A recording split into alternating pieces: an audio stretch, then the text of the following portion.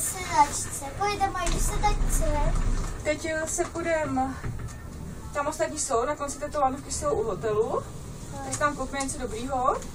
No. Mně se nejvíc líbí ta sedačková, ta kabinková, to jednou cukne kapku, ale že jsou kdesi prčící. A uvěřím. Jácho. Mně by se to možná víc líbilo, kdyby to zastavilo na vrchu. No. A ty stojánky by byly ven. Tady ven. Tady taky. A na učení lyžování je spíš ta u té sedačky, viď?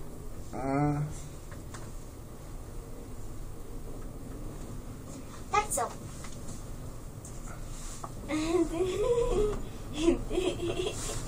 Chuť, nechutnají ty vlasy. Blé.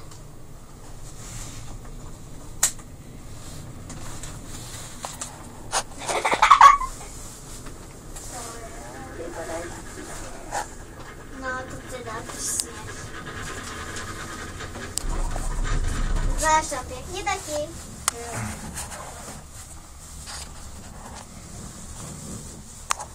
Tati, pojedeme teď po té červené.